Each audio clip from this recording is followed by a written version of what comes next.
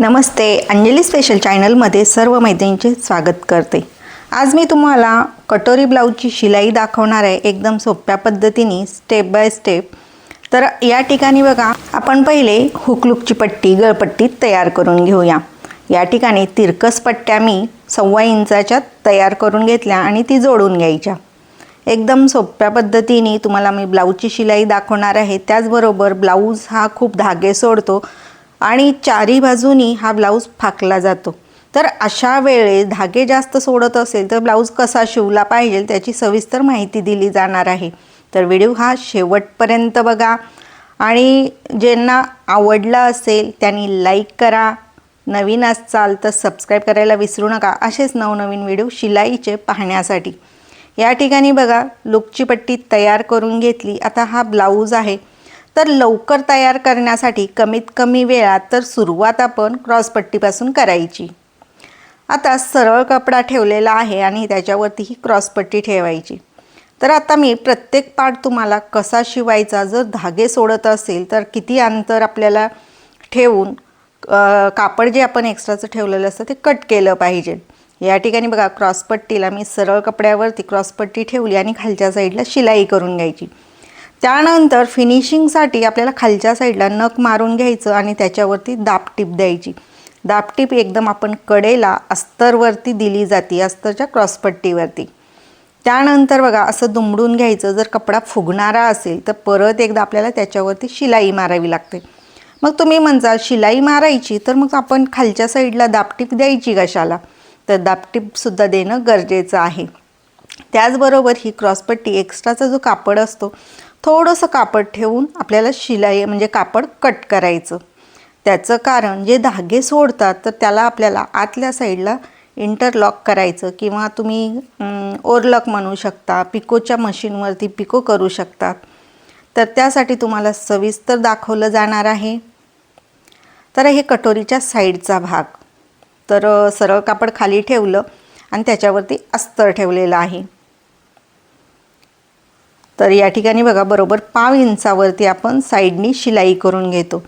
पूर्ण 1/2 इंचावरती शिलाई द्यायची, एकदम कडेला। जर तुम्हाला जशी सवय असेल त्याप्रमाणे एकदम कडेला शिलाई द्यायची असेल तर कडेला द्या, नाहीतर 1/2 इंचावरती द्या। पण कडेला दिल्यापेक्षा 1/2 इंचावरती दिली तर आपण जी शिलाई मारतो ती बरोबर 1/2 इंचावर ते बरोबर शिलाई बसते आणि आतल्या साईडला ब्लाऊज फिनिशिंगमध्ये आणि दिसायला छान असतो। तर आता बघा, पूर्ण आपण हे दोन्ही साईडचे सुद्धा शिलाई मारून घेतली। मग आता कापड किती कट करायचं? एकदम कडेला मी कापड कट करत नाहीये, तर थोडंसं सोडून करते, कारण की हा कापड एवढं धागा सोडतो आणि मग ब्लाऊज आपला खराब व्हायला नको, त्यासाठी बघा मी थोडंसं कापड ठेवूनच कट करते। आता आपल्याला कटोरी, आता ह्या ज्या मी स्टेपमध्ये तुम्हाला सांगते त्या पद्धतीने तुम्ही ब्लाऊज शिवला तर तुमचा ब्लाऊज हा जास्तीत जास्त तुमचा 40 ते 45 मिनिटामध्ये होतो। तसा तर हा अर्धा तासात व्हायला पाहिजे अस्तरचा ब्लाऊज शिवून। आधी आपण क्रॉसपट्टी घेतली, क्रॉसपट्टीच्या साईडचा भाग जोडून घेतला अस्तर। आता कटोरी, त्याचबरोबर आपण फिनिशिंगमध्ये कटिंगसुद्धा करून घेतो एक्स्ट्राचं कापड, त्यामुळे आपला वेळ वाचतो, कमी वेळामध्ये आपला ब्लाऊज तयार होतो। तर या ठिकाणी बघा, मी प्रत्येक ह्याच्यामध्ये कापड थोडंसं ब्लाऊजचं ठेवते। तर बाकीच्या ब्लाऊजमध्ये आपण काय करतो, कटाकटी कपडा जेवढं आपलं अस्तरचं कटिंग आहे त्याच्या बरोबरीने कट केला जातो, पण या ठिकाणी मी तसं न करता थोडंसं कापड ठेवते। आता टक्स, लगेच टक्स मारून घ्यायचा।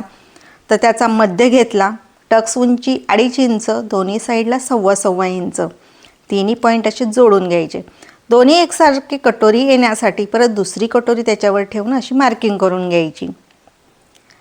त्याचबरोबर बघा, वरच्या साईडला लॉक करायचं आणि खालच्या साईडला जेव्हा आपण दुसरी टिप मारतो तेव्हा जे टोक येतं ते दुमडून घ्यायचं, त्यामुळे कटोरी व्यवस्थित बसते आणि हे टोक दुसरं म्हणजे क्रॉसपट्टीमध्ये येत नाही।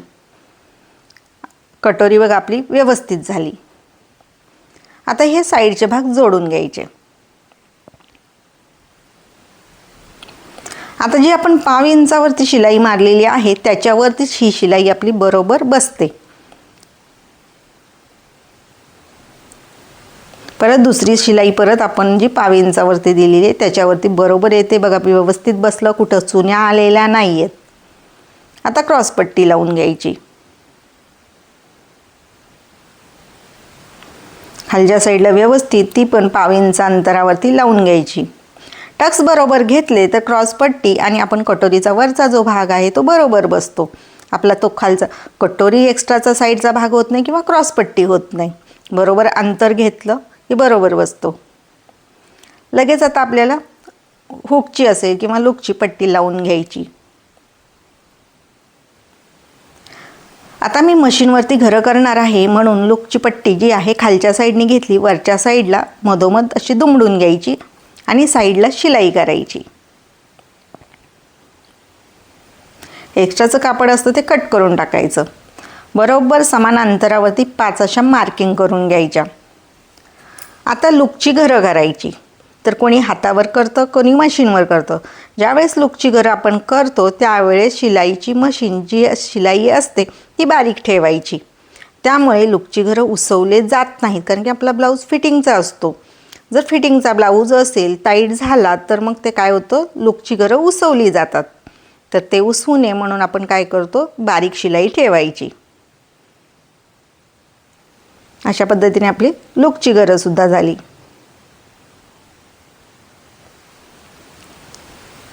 आता लगेच याला गळपट्टी लावून टाकायची. मागच्या साईडला डिझाईन आहे, गळपट्टी लावून समोरचा भाग तयार करायचा.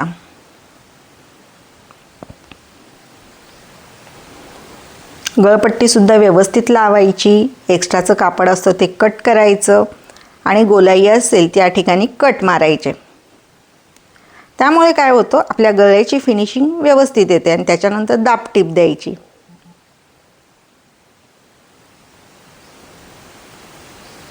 एक्स्ट्राचे धागे कट करायचे. तसंच मी दुसरा सुद्धा भाग तयार करून घेतला आणि हा आपला मागचा भाग. याची डिझाईन मी एकदम सोप्या पद्धतीने केली. कशी केली ते बनवलेली आहे. तर ज्यांना कोणाला बघा आवडली असेल त्यांनी बघू शकतात.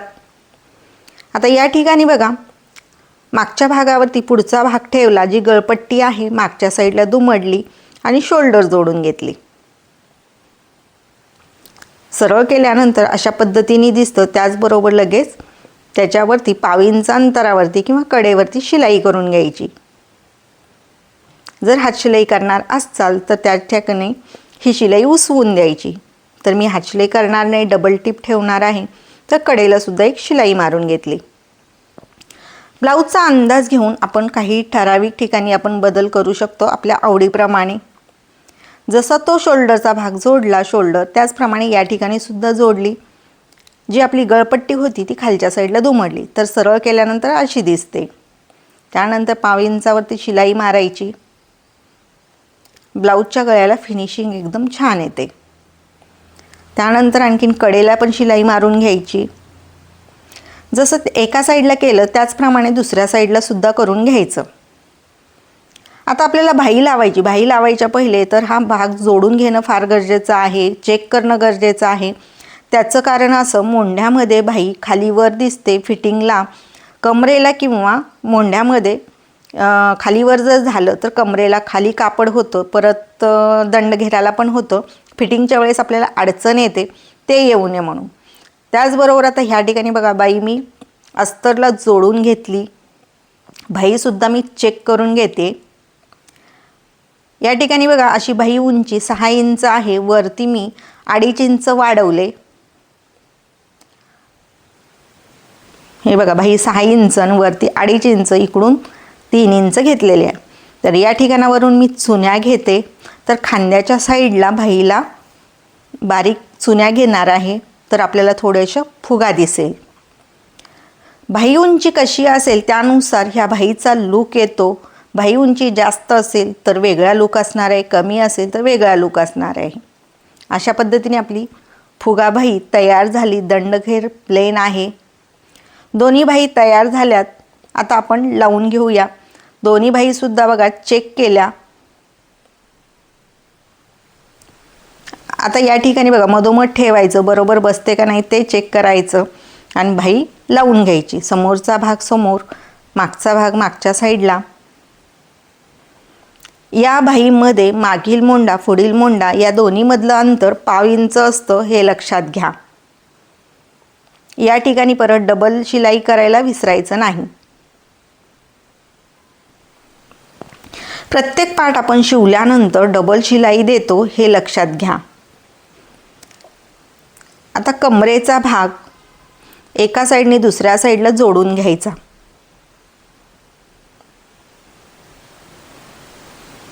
ते पण आपण 1/2 इंच अंतरावरती शिलाई करतो. या ठिकाणी बघा एक्स्ट्राचं कापड कट करून टाकायचं. जेवढं आपल्या ब्लाऊजला फिनिशिंग देता येईल तेवढे आपण देणार. दुसऱ्या साईडची सुद्धा मी करून घेतली, बाही जोडून घेतली, साईडला शिवून घेतलं. आता आपण कमरघेर घेतो. कमरघेर 31 आहे आणि राहिलेल्या भागाचे असे 4 भाग करायचे आणि किती आले ते बघायचे आणि तेवढे आपण दोन्ही साईडला कमरघेराला देणार.